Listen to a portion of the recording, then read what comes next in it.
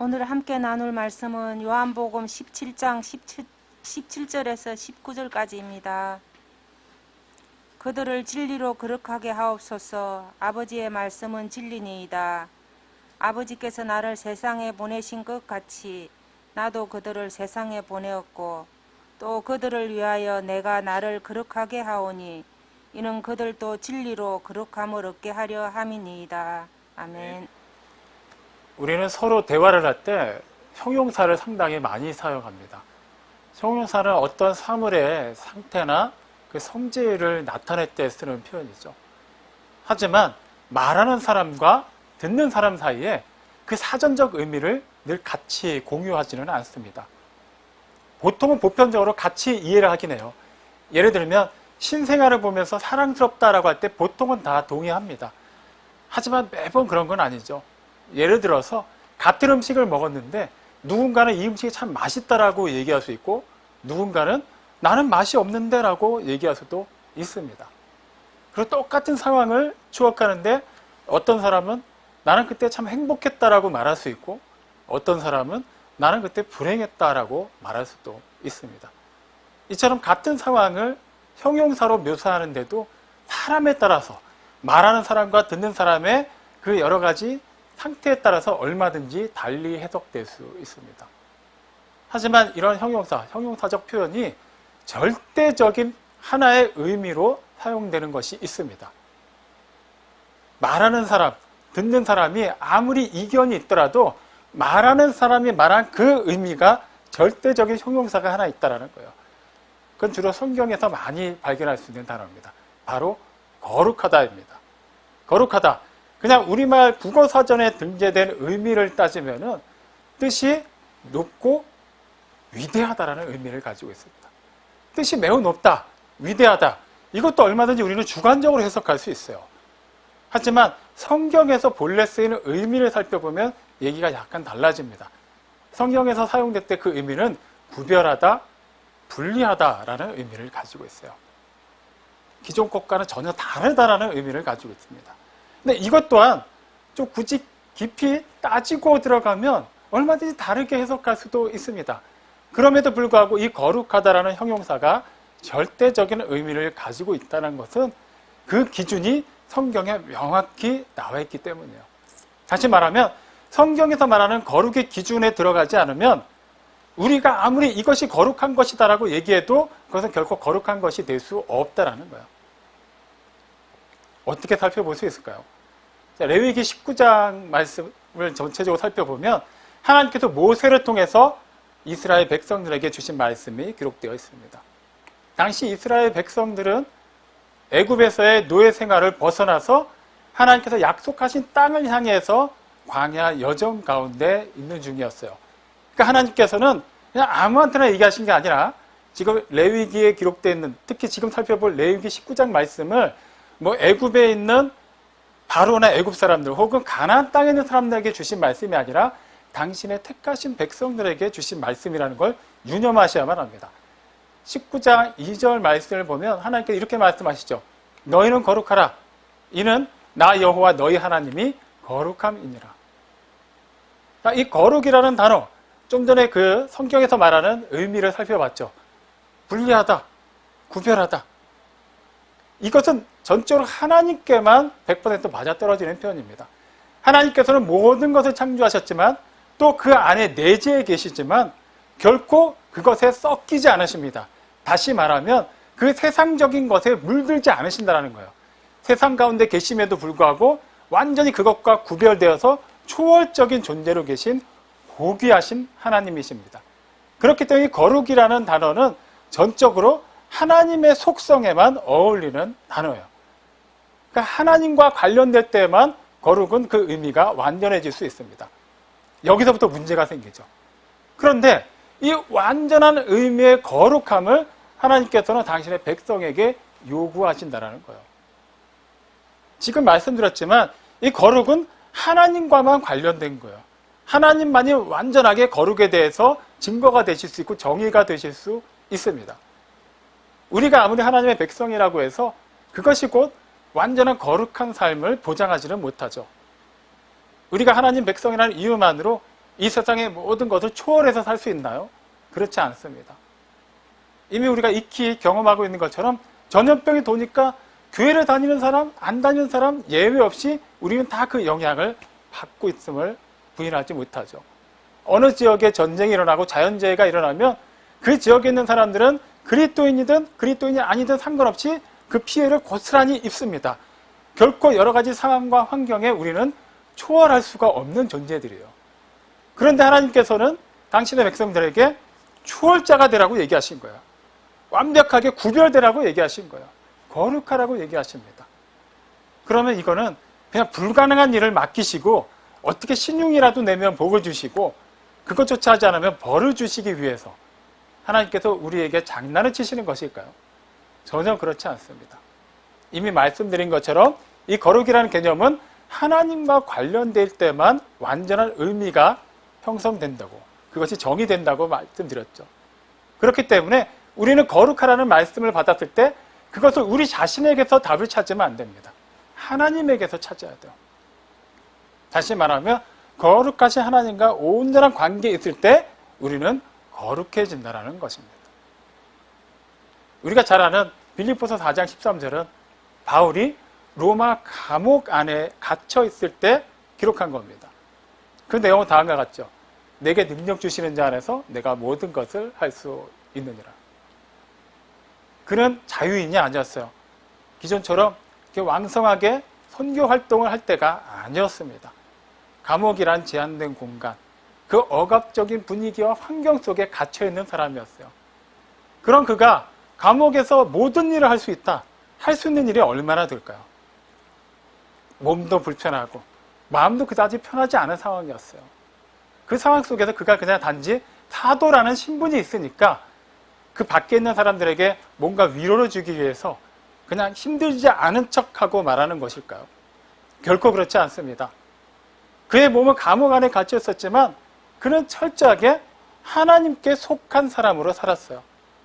기존에 하나님께 속한 상태에서 선교 여행을 할 때나 지금 하나님께 속한 사람으로서 감옥 안에 갇혀 있을 때나 상황은 분명히 바뀌었지만 그가 소속되어 있는 그의 근본적인 근원은 변하지 않았습니다. 그렇기 때문에 그는 그 하나님 안에서 기존에는 자유인의 상태로 하나님의 일을 할 수 있었고 지금은 감옥에 갇혔지만 이 상태 그대로 내가 할 수 있는 하나님의 일을 할 수 있다고 말하고 있는 것입니다. 그는 철저하게 하나님께 속한 사람으로서 그가 바로 감옥에 갇혀있음에도 불구하고 거룩한 삶을 사는 그러한 모습을 보여주었던 것이죠. 그러니까 한 말은 자신이 뭘 할 수 있다라고 얘기한 게 아니에요. 내가 하나님께 속해 있으면 하나님께서는 내가 어떠한 상황에 있든지 나를 살려두신 이상 나를 통해서 그날 그곳에서 하실 일이 있고 그 일을 반드시 하신다라는 거예요. 내게 능력 주시는 그분이 나를 통해 일하신다라고 얘기하는 거예요. 감옥에 갇힌 것은 중요하지 않다라는 겁니다. 또 비슷한 맥락의 말씀을 우리는 예수님께서 하신 요한복음 15장 5절 말씀을 통해서도 확인할 수 있습니다. 나는 포도나무에 너희는 가지라. 그가 내 안에 내가 그 안에 거하면 사람이 열매를 많이 맺나니 나를 떠나서 너희가 아무것도 할 수 없습니다. 제자들에게 하신 말씀이에요. 지금 제자들은 단지 예수님의 제자라는 이유만으로 그들이 가지고 있는 그 권위, 그 능력만으로 스스로 열매를 맺을 수 있는 자들이 아니라고 말씀하세요. 하지만 그들이 열매를 맺으려면 기본적인 전제가 맞춰줘야 되는데 그것이 무엇입니까? 그가 예수님 안에, 예수님이 그들 안에 거할 때 그렇게 상호 내주하는 그런 완전한 일치된 관계 안에 있을 때에만 예수님의 그 능력이, 그 은혜가, 그 사랑이, 그 구원의 역사가 제자들을 통해 나타난다라는 거예요. 그렇기 때문에 하나님께서 당신의 백성들에게 너희는 거룩하라. 이는 나 여호와 너희 하나님이 거룩함이니라 라고 말씀하신 것은 너희가 이제 나의 소유가 되었기 때문에 내가 너희를 통해서 일하는 것에 너희도 참여하라고 지금 초청하시는 거예요. 이미 하나님께서 그렇게 하셨지만 우리가 믿음으로 아직 받아들이지 않았기 때문에 그것을 믿고 그 믿음대로 행하라고 말씀하시는 겁니다. 이렇게 이 거룩에 대한 정의를 살펴봐도 여전히 우리는 거룩을 떠올리면 심적으로 많은 부담이 됩니다. 제가 다짜고짜 여러분에게 거룩하게 사십시오라고 얘기한다면 어떤 기분이 드실 것 같습니까? 일단 그 말 자체를 부정하지는 않더라도 좀 부담스럽게 받아들일 거예요. 적어도 지금의 삶보다는 뭔가 조금 더 정확히 어떠한 거라고 말할 수 없지만 조금 더 거룩하게 말해야 될 것 같고 거룩하게 행동해야 될 것 같고 조금 더 기도하고 조금 더 말씀 보고 조금 더 헌신해야 될 것 같고 뭔가 더 힘들어질 것 같다라는 생각이 많이 들어요. 그리고 지금 내 수준에서 그걸 할 수 있을까? 막연하기도 합니다. 그렇기 때문에 우리는 거룩이라는 단어 자체를 굉장히 부담스럽고 심지어는 거추장스럽게 여기는 경우가 있어요.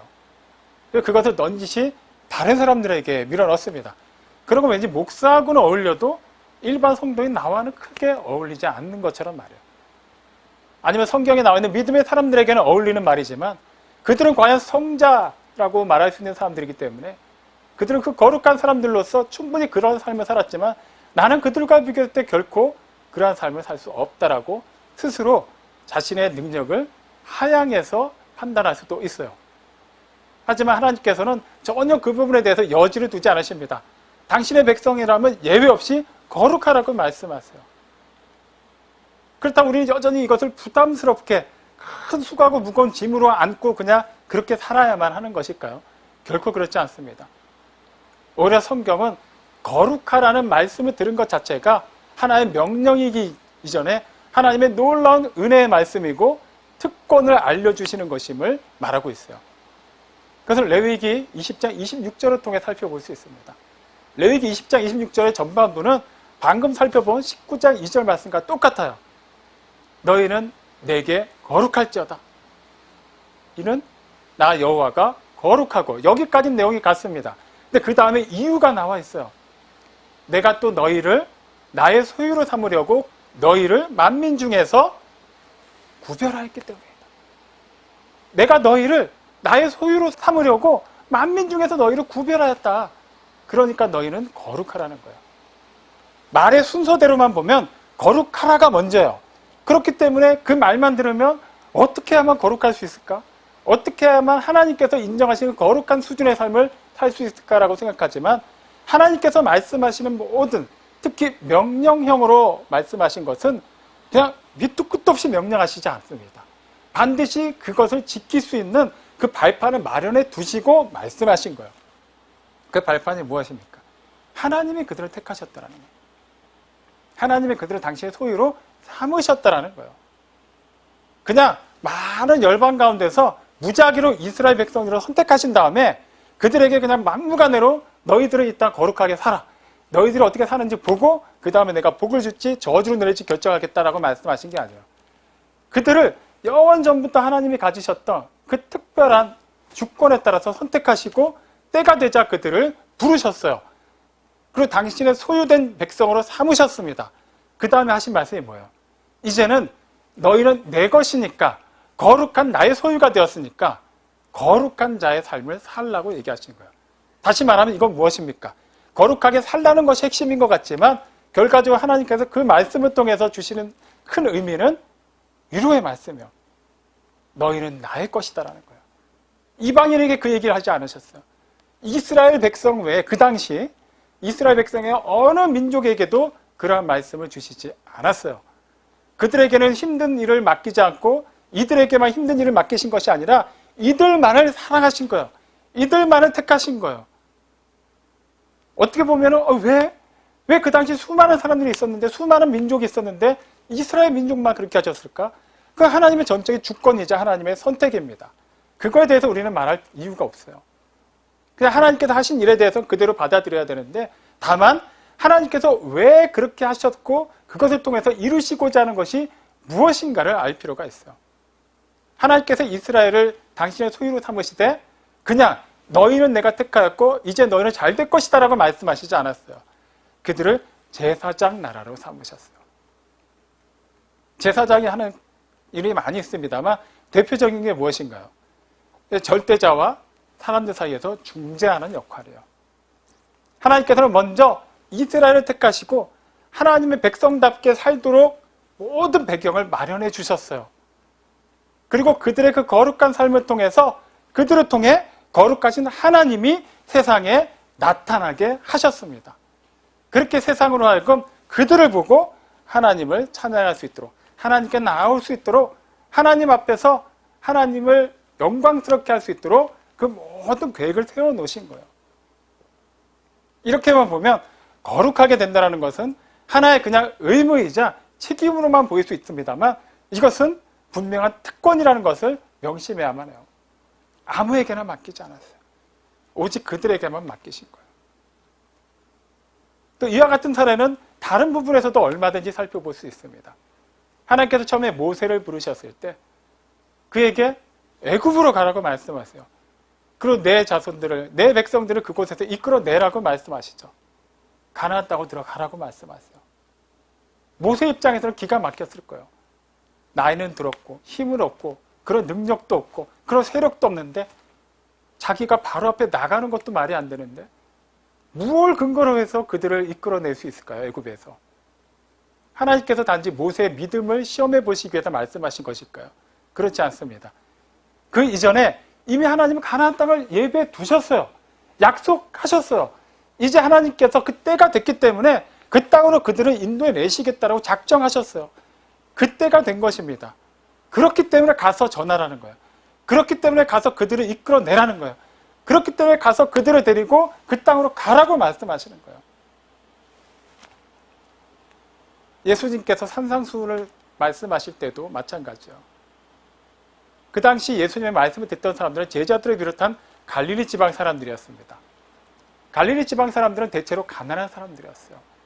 그들 가운데 상당수는 그날 하루 벌어서 하루 먹고 사는 사람들이었습니다. 그렇기 때문에 그들에게 늘 걱정이 무엇이었을까요? 먹고 사는 게 걱정이었어요.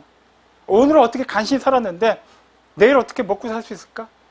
내일 내가 하려는 일이 어떻게 잘 될까? 오늘 어떻게 물고기가 많이 잡혔는데 내일은 안 잡히면 어떡하지? 늘 그런 걸 고민할 수밖에 없는 사람들이었어요. 그런 사람들을 향해서 예수님이 뭐라고 얘기하십니까? 무엇을 먹을지, 무엇을 마실지, 무엇을 입을지 염려하지 말라고 말씀하세요. 그들의 상황을 그냥 외면하시고 그냥 믿음으로 그냥 버티라고 얘기하신 건가요? 그렇지 않아요. 예수님께서 마태복음 6장 33절에서 하신 말씀에는 또 거기에도 답이 나와 있죠. 너희는 먼저 그의 나라와 그의 의를 구하라. 그리하면 이 모든 것, 너희가 기존에 구했던 그 모든 것을 너희에게 더해 주실 것이다. 여기서도 핵심은 무엇입니까? 하나님의 통치를 온전히 받아들이는 게 먼저인 것 같지만 이미 그 이전에 하나님께서 모든 걸 예배해 두셨다라는 거예요. 더해 주신다라는 거예요. 하나님의 통치 안에 들어온 당신의 백성을 책임지시겠다라는 거예요. 그러니까 하나님의 통치 안으로 들어오라고 얘기하신 겁니다. 이방인들이 구하는 것처럼 하나님의 통치를 받지 않는 사람들, 하나님을 인정하지 않는 사람들처럼 자신의 힘으로 사는 사람들처럼 그렇게 살지 말라는 거예요. 그들은 그렇게 살아도 상관이 없지만 하나님의 사람들, 하나님의 백성들은 그렇게 살아서는 안 된다고 말씀하시는 거예요.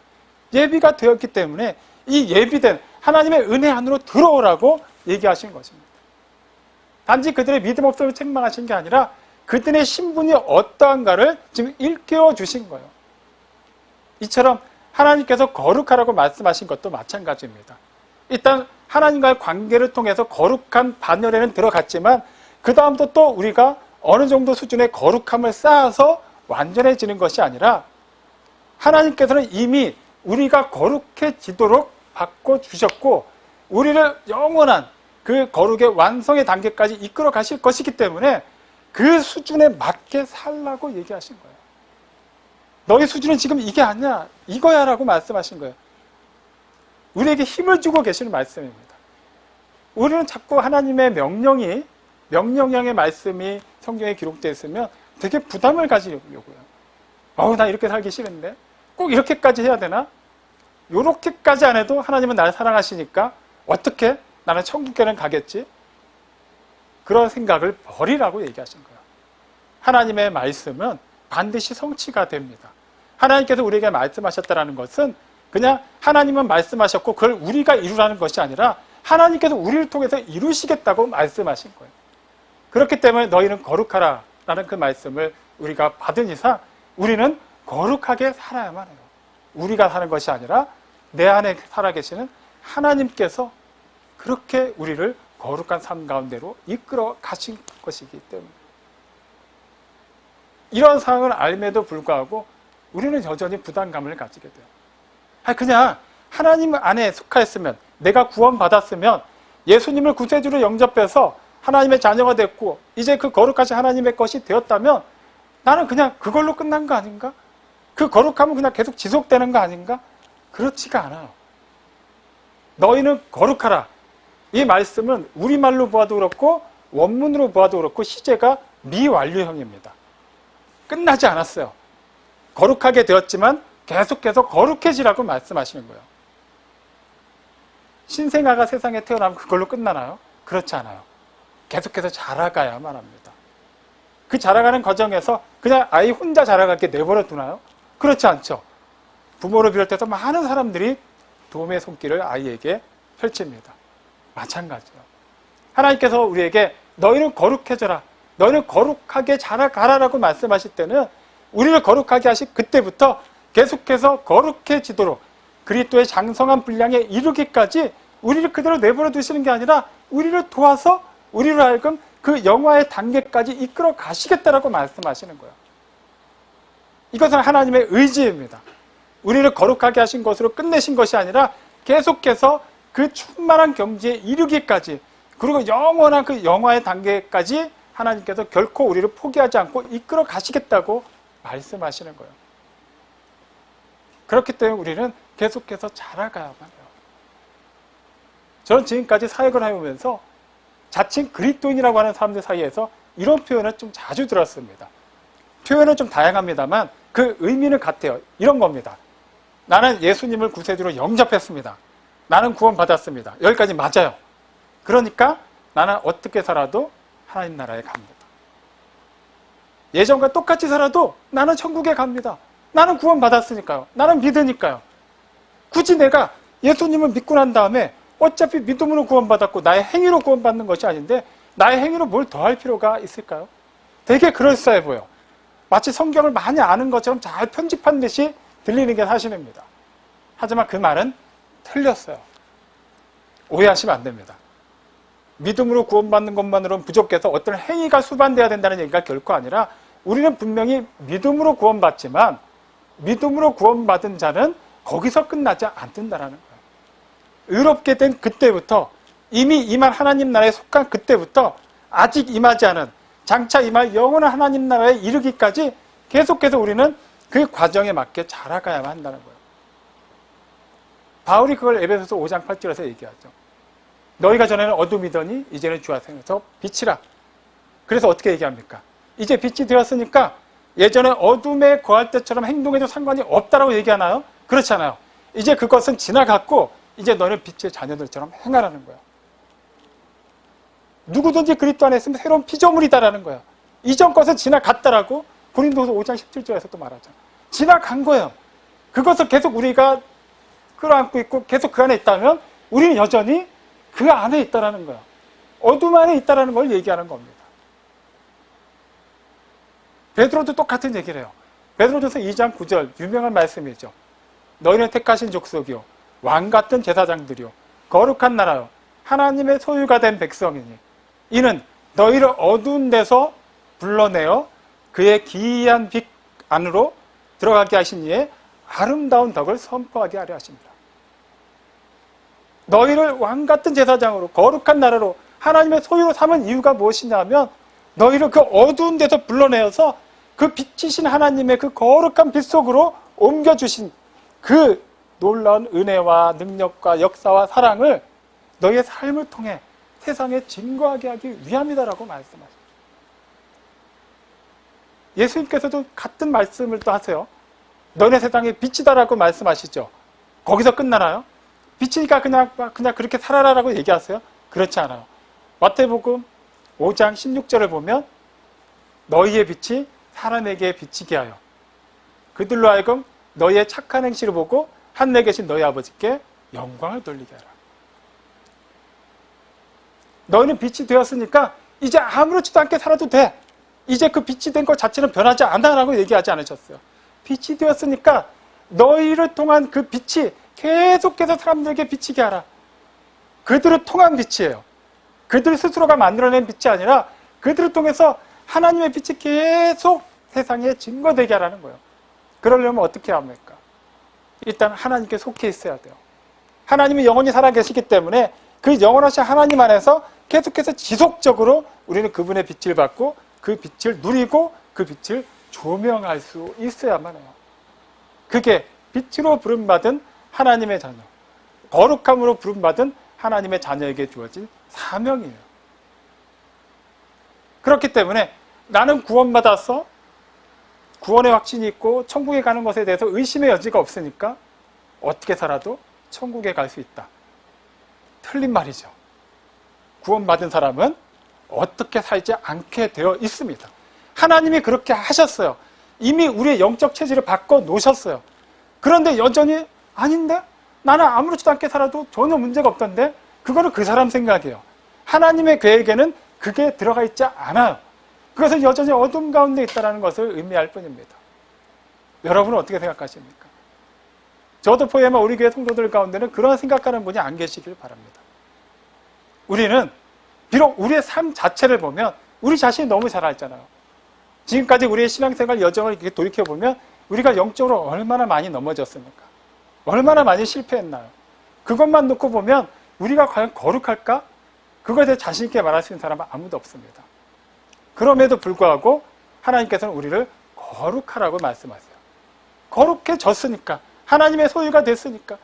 지난주에 살펴본 것처럼 그 거룩한 성막이, 그 성막을 이루고 그 안에 있는 모든 기구들이 원래 이스라엘 백성들의 바친 그 예물로 만들어진 것임에도 불구하고, 다시 말하면 그들이 아무렇지도 않게 만지고 소유할 수 있었던 그냥 일반적인 것들이었음에도 불구하고 하나님의 말씀에 따라서 그것이 조직이 되고 무언가로 만들어지고 하나의 장막이 되고 여러 가지 기구들이 되는 순간 그것은 성물이 되고 성막이 되었어요. 왜 그렇습니까? 그 원재료 자체가 거룩했기 때문이 아니에요. 하나님께 바쳐졌기 때문이에요. 이제 하나님께 속했기 때문이에요. 그렇기 때문에 그건 거룩한 것으로 완벽하게 사람들과 분리가 되었습니다. 장막의 저 부분 내가 낸 예물로 만든 건데 해서 만질 수가 없어요. 이제는 하나님께 속했기 때문에 함부로 사람의 임의대로 행동하거나 만질 수 없게 하나님이 구별해 놓으셨어요. 마찬가지로 우리는 하나님의 사람으로 부름받았어요. 하나님의 자녀가 되었습니다. 그래서 우리는 성도라고 부르죠. 성도의 삶도 마찬가지예요. 우리가 예수를 믿기 전이나 믿고 난 다음이나 우리의 몸 자체가 갑자기 바뀌었나요? 우리 둘러싼 상황과 환경이 확 바뀌었나요? 꼭 그렇지는 않습니다. 하지만 이제는 하나님께 바쳐졌고 하나님께 구별된 상태로 하나님의 소유가 되었기 때문에 이제는 하나님의 소유가 된 자답게 살아야 되는 거예요. 고린도전서 1장 2절을 통해서 바울은 고린도 교인들을 가리켜 이렇게 말합니다. 그리스도 예수 안에서 거룩하여지고 하나님의 성도가 된 사람들이라고. 그리스도 예수 안에서 거룩하여지고 성도로 부르심을 받은 자들을 가리켜 고린도 교인이라고 얘기해요. 우리가 만약에 고린도전서 내용을 전혀 모른다고 가정을 하면 이 내용만 봤을 때 그 다음 내용을 어떻게 유추할 수 있을까요? 야, 거룩한 사람들, 거룩한 성도들 아마 칭찬을 되게 많이 받으려나 보다라고 생각할 수 있어요. 하지만 그들의 실상은 어땠습니까? 파벌 싸움 때문에 막 분쟁이 나고 난리도 아니었어요. 고린도라는 도시가 갖고 있는 그 특수한 성격 때문에 그 도시를 가득 채운 여러 가지 세속적이고 음란한 문화가 교회 안에도 가득했어요. 그들에게 많은 은사가 주어졌지만 오히려 그것으로 하나 되지 못하고 서로 싸우고 서로를 얕잡아보는 그런 싸움을 일삼는 교회였습니다. 그래서 지금 바울이 얘기하는 거예요. 너희는 그리스도 예수 안에서 거룩하여지고 성도로 부르심을 받은 자들이다. 그런데 왜 그 성도답게 살지 못하느냐라고 얘기하는 거예요. 성도답게 살라는 거예요. 성도답게 믿고 성도답게 살아가라고 얘기하는 거예요. 우리가 잘 아는 고린도전서 13장 13절 믿음, 소망, 사랑 이 세 가지는 항상 있을 것인데 그 중에 제일은 사랑이라. 이 말씀이 괜히 나온 게 아니에요. 너희가 하나님의 성도로서 하나님께 속한 사람으로서 하나님의 사랑을 받은 자로서 그 사랑을 나눠야 되는데 어떻게 그 사랑을 나누지 않느냐라고 얘기하고 있는 거예요. 하나님께서 우리를 성도로 부르신 것, 우리 당신의 소유로 삼으신 것도 그런 맥락으로 우리는 계속해서 받아들여야 돼요. 과연 나는 하나님의 부르심에 맞게 살고 있는가? 그리고 의심하지 마십시오. 어제까지의 나의 삶을 돌아볼 때 나는 그렇게 하지 못했고 앞으로도 그럴 만한 자신이 없어요. 하지만 우리는 반드시 그렇게 살게 되어 있습니다. 왜 그렇죠? 하나님이 이미 그렇게 하셨기 때문이에요. 그리고 결정적으로 예수님께서 우리를 위해 우리가 거룩해지도록 계속해서 그 장성한 분량에 이르도록 기도하고 계시기 때문입니다. 요한복음 17장 17절에서 예수님이 제자들을 위해 이렇게 기도하시죠. 그들을 진리로 거룩하게 하옵소서. 아버지의 말씀은 진리입니다. 그들이 하나도 거룩하지 않아서 아유 이제라도 얘네들 좀 거룩하게 해주세요라고 기도하시는 건가요? 아니에요. 이미 요한복음 17장 6절에서 예수님이 말씀하셨어요. 그들은 본래 아버지의 것이었는데 나에게 주셨고 그들은 아버지의 말씀을 지켰습니다. 그들은 본래 하나님의 소유였어요. 때가 돼서 사도로 부름을 받았어요. 그리고 하나님의 말씀을 지킨 자들이에요. 그들은 거룩한 자들입니다. 물론 예수님의 그 공적인 사역 기간 동안에 그들이 보인 모습을 보면 인간적인 약점들도 많았죠. 바로 거기에 답이 있어요. 그들은 그 약점에도 불구하고 거룩한 자들이지만 그 약점 때문에 그 약점을 동반한 거룩한 상태로는 하나님을 온전히 드러낼 수가 없었습니다. 그래서 예수님께서 기도하시는 거예요. 그들을 진리로 거룩하게 해주십시오.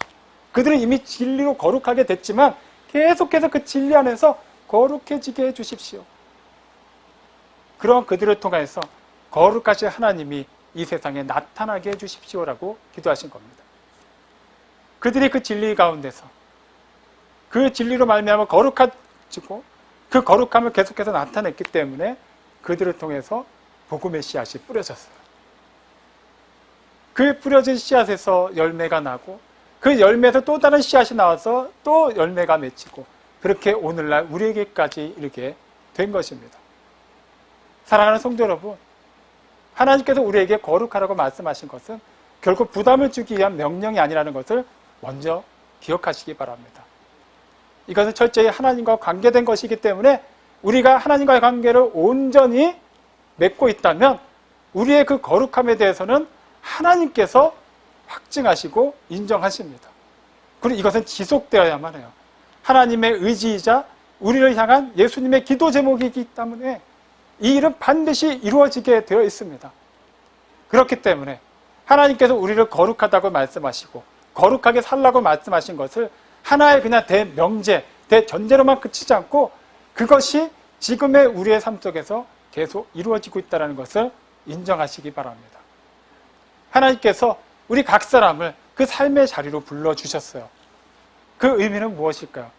하나님께서 그 자리를 거룩하게 하셨어요. 하나님이 임하신 거룩한 처소, 성소, 성막으로 삼으셨다는 거예요. 그 가운데 우리를 제사장으로 불러주셨어요. 그럼 무엇이겠습니까? 우리의 삶을 통해 하나님의 거룩하심을 나타내라고 말씀하신 거예요. 여러분의 가정에서, 여러분의 일터에서, 여러분이 만나는 모든 관계 속에서 여러분이 할 수 있는 최선을 다해서 하나님의 거룩하심을 나타내십시오. 하나님께서 오늘 허락하신 이유도 마찬가지예요. 이 시간을 하나님께서 구별하시고 우리에게 호흡을 주셔서 살아내게 하신 이유는 우리에게 주신 그 거룩함으로 주어진 삶을 살아내라고 말씀하신 겁니다. 그냥 오늘 눈을 떴으니까 아직 내 살 날이 몇 년 더 남은 것 같으니까 그냥 그저 그렇게 살라고 주어진 날이 아니에요. 하나님의 이 거룩한 시간을 살아내는 사람으로서 우리는 그 특권을 가지고 그 자부심을 가지고 거룩하게 살아내야만 합니다. 그렇게 부르심받은 성도로서 하나님의 아름다운 덕을 삶을 통해서 신실하게 증거하는 우리 모두가 되기를 주님의 이름으로 축원합니다. 아멘.